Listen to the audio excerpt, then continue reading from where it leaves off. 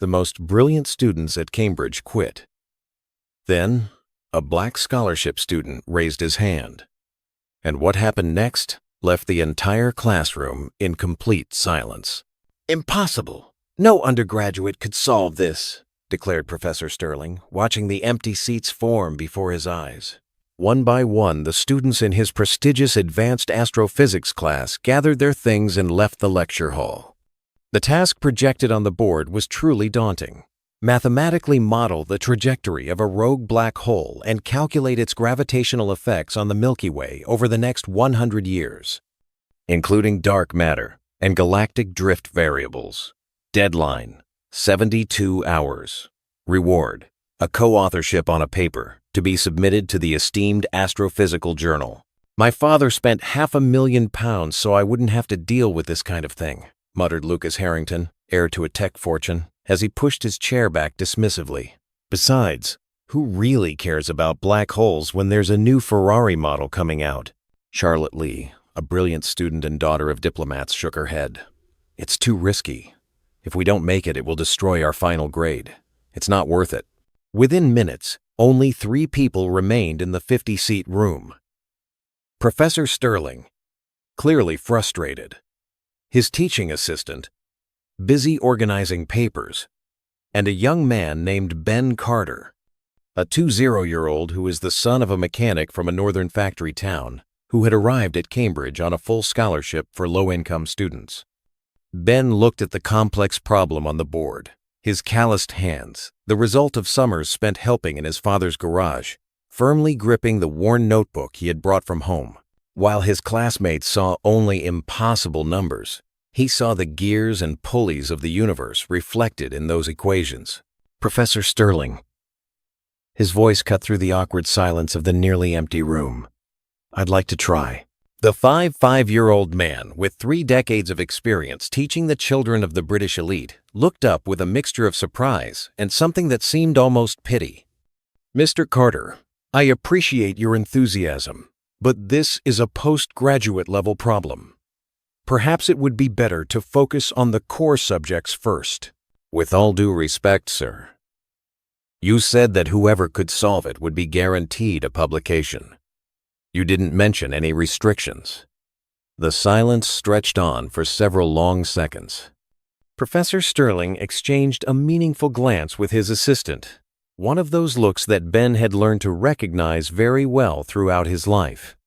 It was the same look he got when he entered expensive restaurants, when he applied for internships, when he dared to occupy spaces where people like him shouldn't be. "Very well," he finally agreed.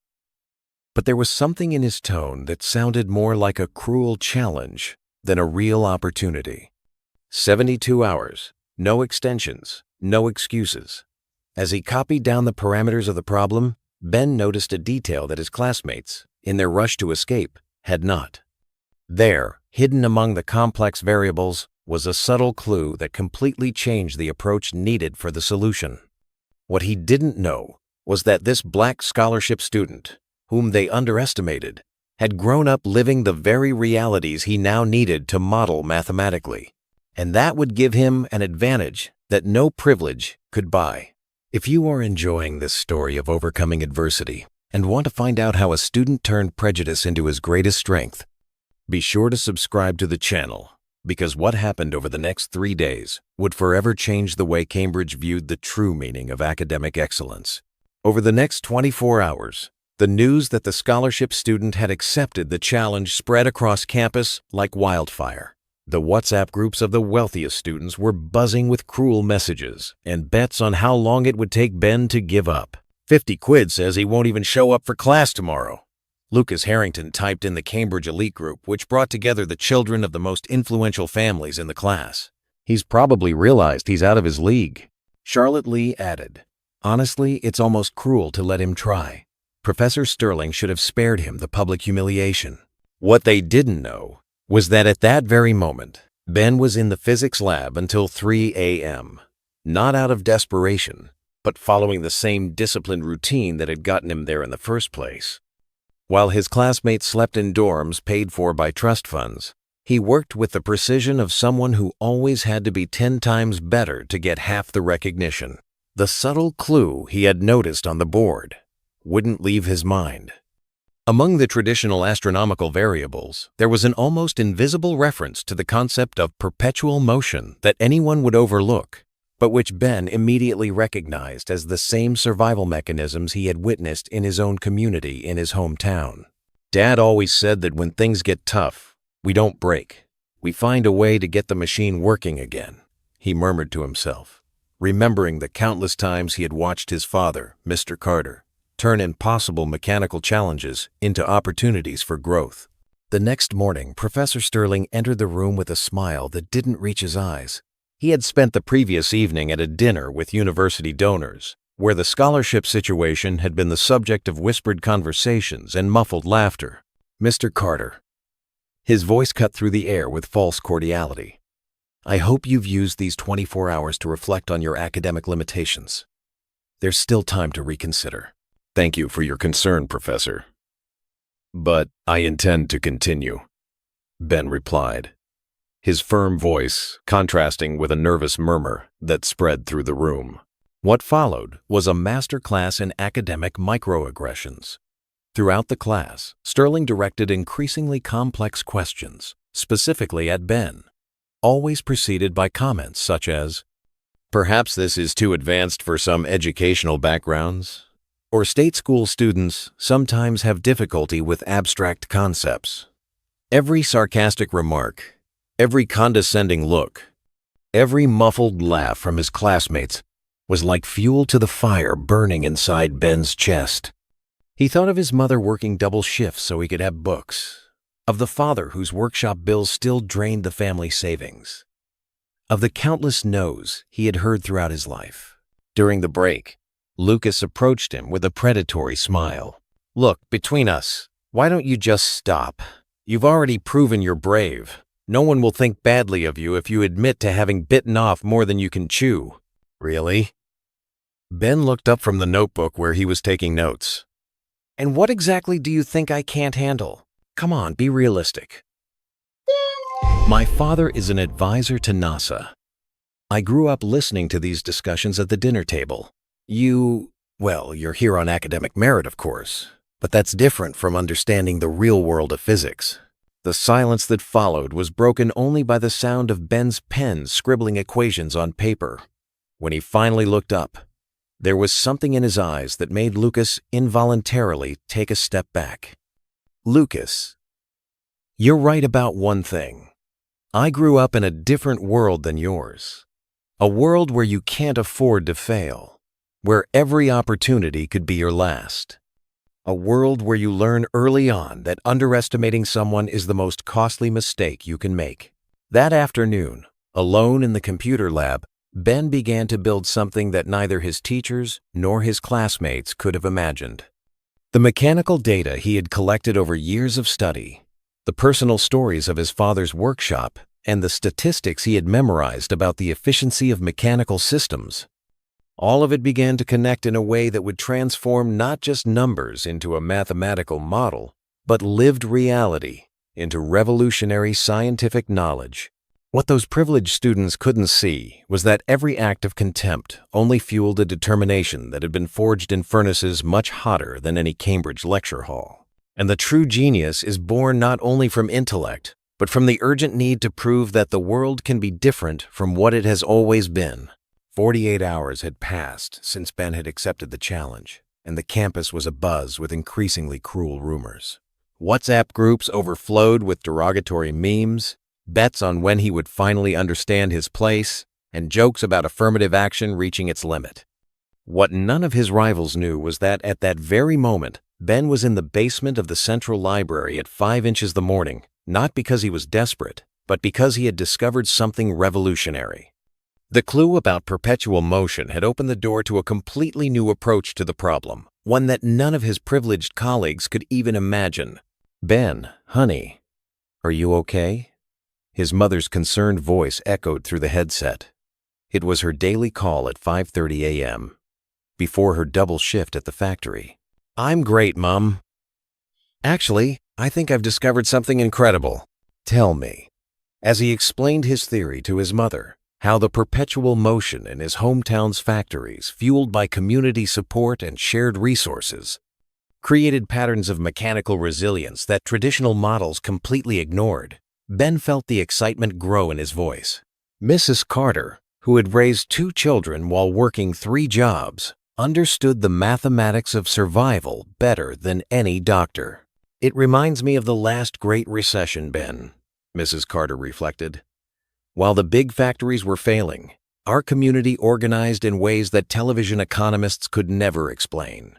You smart kids have always known how to find patterns where others see only chaos." That was exactly it.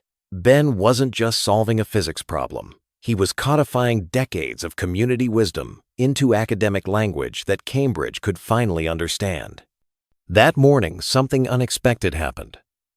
Professor Hughes from the Mechanical Engineering Department showed up at the library carrying 2 coffees and a genuine smile. The first Ben had seen from a professor since arriving at Cambridge. "I hear you're working on the Stirling problem," he said, sliding a coffee toward him. "And before you ask, no, he didn't send me. In fact, I'm here against the explicit advice of several colleagues." Professor Hughes was different.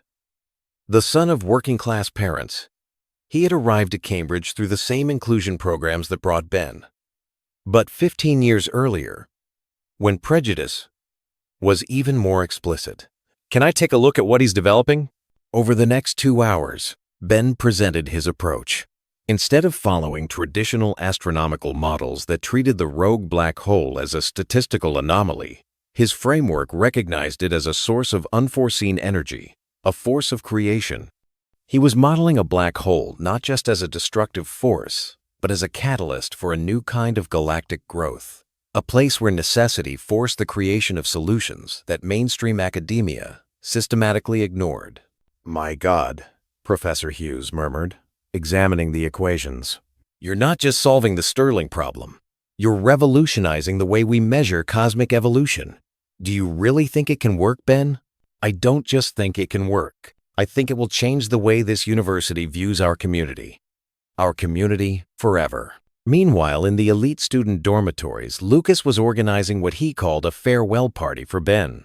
"When he fails tomorrow, and he will fail, at least we'll have had fun watching," he posted in the Cambridge elite group, sharing invitations to a celebration in the main hall. Charlotte Lee, ever pragmatic, added, "Honestly, it's almost cruel to let him try.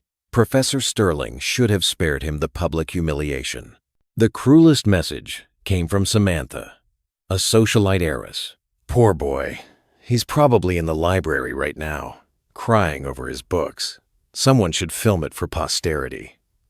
The exact moment when reality meets the fantasy of equality. What they didn't know was that Ben had access to all these messages, not by accident or espionage, but because Alex, a Chinese-American computer engineering major who was also at the university on academic merit, had discreetly added him to the groups after noticing the pattern of deliberate social exclusion. "He really thinks you don't have access to any of this?" Alex had told him 3 days earlier. "It's amazing how privilege makes people dumb to certain things." Now, reading every derogatory comment, every cruel joke, every handout about his impending failure, Ben felt something that went far beyond personal motivation. It was as if every word of contempt was additional data for his mathematical model. More evidence that community resilience factors weren't just numbers in an equation, but survival strategies developed by generations of underestimated people. The night before the presentation, Professor Hughes met with Ben one last time. "Are you sure you want to do this? Not just solve the problem, but in the way you've planned?" "Professor, he spent 3 days treating me like I was a statistical anomaly. Tomorrow, I'm going to show them that the real anomaly is a system that has confused privilege with competence for so long that it has forgotten how to recognize true genius. What if it goes wrong? Then at least I will have failed trying something worthwhile." Ben smiled, and there was something in that smile that made Professor Hughes realize he was about to witness a historic moment. But between us, Professor, I grew up in a place where failure was not an option. The genius they are about to see was forged in necessity, not comfort. When he left the library that night, Ben carried not only the solution to the most complex problem the Cambridge class had ever faced, but a plan that would forever change the way that institution viewed the true meaning of academic excellence. What those privileged students would discover in the next 24 hours was that underestimating someone who has spent his entire life being underestimated is the most costly mistake anyone can make, especially when that person has both the intellect and the motivation to rewrite all the rules of the game. The classroom was packed on the morning of the final presentation, not only with students from the class, but with professors from other departments, some members of the administration, and even the dean of the School of Physics, who would happen to drop by to witness what everyone expected to be the spectacular failure of a scholarship student who didn't know his place. Lucas Harrington sat in the front row, his arrogant smile barely concealed as he typed on his cell phone. "Get the popcorn ready, folks. The show is about to begin," he posted in the Cambridge elite group. Professor Sterling entered the room with a posture of someone about to teach a life lesson. "Mr. Carter," his voice cut through the buzz, "I hope you've used the 72 hours well to find a dignified way to admit your limitations." "Thank you for your concern, Professor," Ben replied, connecting his laptop to the projector. "But I think I've come up with something interesting." What appeared on the screen in the first few minutes wiped the smile off Sterling's face. It wasn't just graphs and equations. It was a presentation that began with a quote from Arthur Clarke on the mathematics of destiny, followed by a methodology that transformed lived experiences into rigorous scientific data. "As you can see," Ben began, his calm voice echoing through the silent room, "the problem wasn't impossible. It was just poorly formulated. You were trying to measure the resilience of the galaxy using tools created by people who never had to be resilient." The following slides were devastating. Ben hadn't just solved the problem. He had created an entirely new model that exposed the methodological flaws of decades of astronomical research on rogue celestial bodies. Every graph, every equation, every statistical analysis was a direct blow to the academic arrogance that filled that room. "My God," Charlotte Lee murmured, her usual confidence evaporating as she realized the mathematical genius being presented. He didn't just solve it, he revolutionized the entire approach. Professor Sterling felt sweat trickling down his forehead. What he was seeing wasn't just a solution. It was work that could be published in the best international journals, the kind of research that defined academic careers.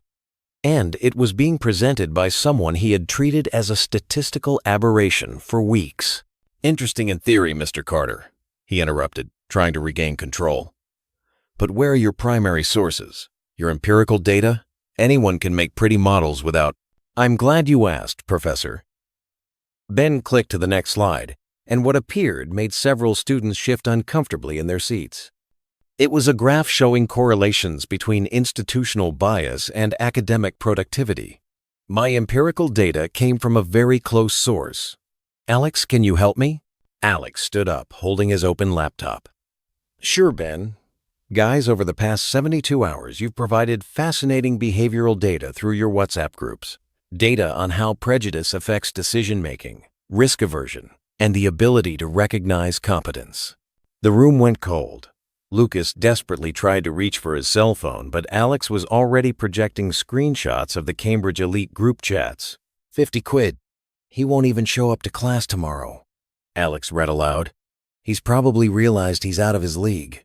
It's almost cruel to let him try." Each message read aloud was like a slap in the collective face of the room. Samantha sank into her chair, her face red with embarrassment as she heard her own cruel words exposed. "The interesting thing," Ben continued, regaining control of the presentation, "is that you have provided the perfect data set to test my hypothesis about how privilege creates cognitive blind spots. Note the inverse correlation between demonstrated confidence and actual competence." Professor Sterling was pale, realizing he had fallen into an intellectual trap from which there would be no escape. This is highly inappropriate, using students' private conversations. Private conversations? Professor Hughes's voice cut through the air as he entered the room carrying a bulky briefcase. Professor Sterling, I would like you to explain why you thought it appropriate to discuss his performance at social dinners with university donors. The silence that followed was deafening. Sterling knew he had been caught. His own words, repeated in exclusive social circles, had reached the wrong ears. Furthermore, Professor Hughes continued, opening the briefcase. His research was simultaneously submitted to the Astrophysical Journal and Nature Astronomy. Both publications have expressed preliminary interest in full review. Lucas Harrington attempted to discreetly rise to leave, but Ben's voice froze him in his tracks. Lucas, since you mentioned growing up listening to astronomical discussions at dinner, would you care to comment on the methodological implications of my interdisciplinary approach? He opened and closed his mouth like a fish out of water, completely exposed in his incompetence in the face of real work. No. Ben smiled gently. No problem. Sometimes it's hard to recognize excellence when it comes from where you least expect it. There are many in self, go in unlettle place and lettle port. The presentation continued for another 20 minutes, each slide a masterful demonstration of how to transform lived experience into rigorous scientific knowledge. When it ended, the silence in the room was absolute. Professor Sterling, defeated and publicly humiliated, made one last desperate attempt. Well, that's certainly creative, but we still need to consider whether... Professor, the dean's voice cut him off. I'd like to speak with Mr. Carter privately. And with you too. Now, as the room emptied in awkward silence, with students avoiding eye contact and leaving with their heads down, Ben calmly gathered his materials. There was no triumphalism in his gestures, just the quiet dignity of someone who had proven a point he had always known to be true. Samantha paused at the door, turning back hesitantly. Ben, what I wrote was, it was honest. Ben replied without malice. And honesty is the first step toward real change. Thank you for giving me the data I needed. What those privileged students discovered that day was something that would forever change the way they viewed competence, merit, and the true meaning of the word, qualified.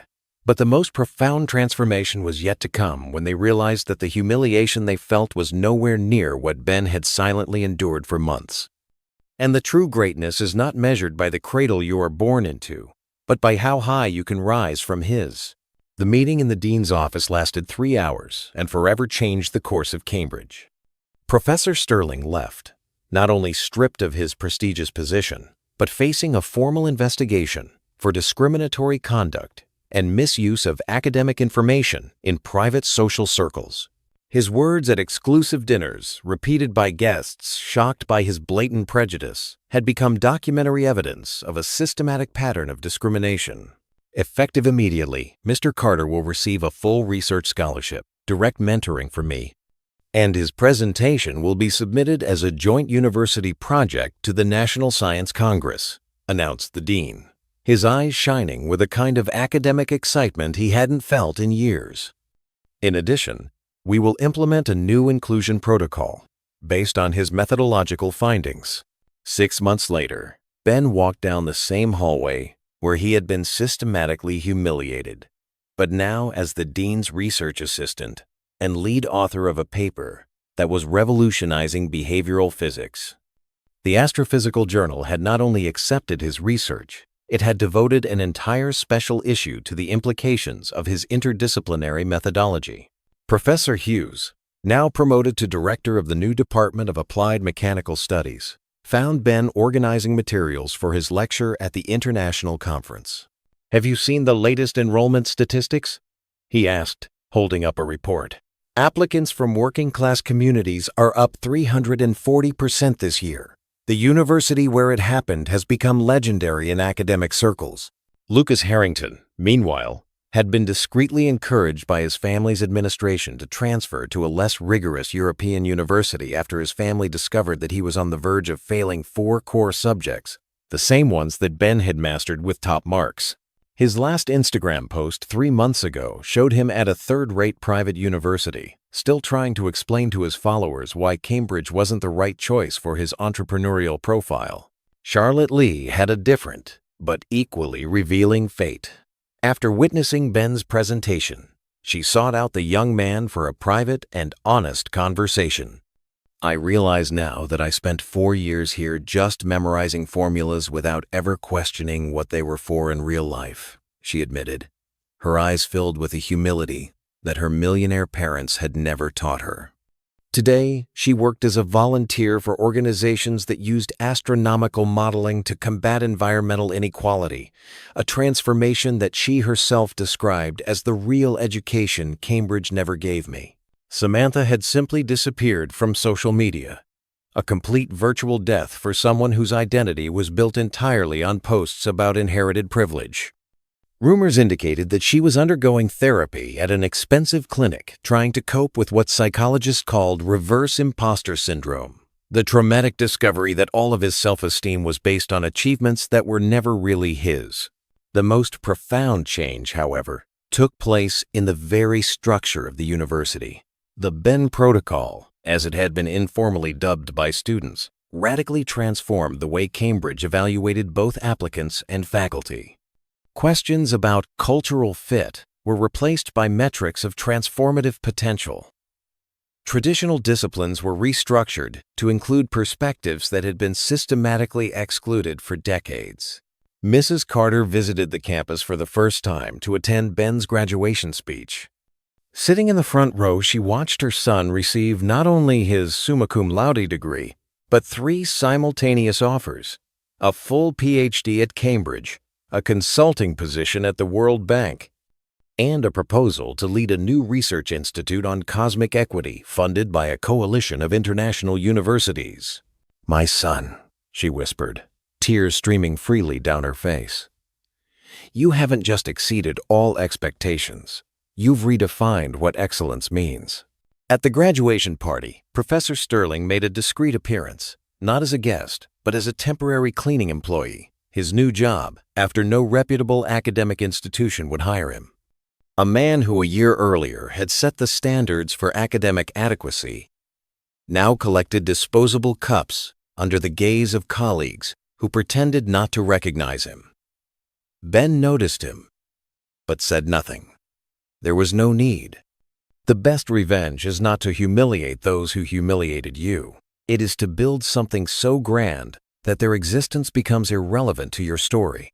2 years later, Dr. Carter published his second book, The Mechanics of the Cosmos: How to Transform Lived Experience into Scientific Knowledge, which would become required reading in physics and sociology courses around the world. His TED Talks racked up millions of views, inspiring an entire generation of young scholars from marginalized communities. But the most significant transformation took place in Ben himself. The shy young man who had raised his hand in that nearly empty classroom was now sitting in his office at Harvard University, where he had accepted a professorship at age 24, becoming the youngest tenured professor in the institution's history, mentoring students who arrived with the same mix of pent-up genius and necessity-forged determination that he had once brought to Cambridge. "Professor Carter," said Sarah, a 9-year-old daughter of factory workers, hesitating at the office door, "do you have a minute? I'd like to show you an idea I had about measuring community resilience in developing nations." Ben smiled, recognizing in her eyes the same intellectual hunger that had once been scorned and underestimated. "Of course, Sarah. And call me Ben. After all, the best education happens when we eliminate the hierarchies that separate us from real knowledge." Ben's story proved that true excellence is not born of privilege, but of the urgent need to transform the world into a more just place. He discovered that the best revenge against those who try to diminish you is not to destroy them, but to build something so extraordinary that their smallness becomes invisible in the face of your greatness. And if you've ever been in a situation where you've been underestimated because of your background, color, or social class, remember, every time someone doubts your potential, they are unwittingly providing the fuel you need to prove that genius has no color, class, or last name. It only has an insatiable thirst to transform imposed limitations into infinite opportunities. Subscribe to the channel for more stories that show how to turn prejudice into purpose and injustice into inspiration.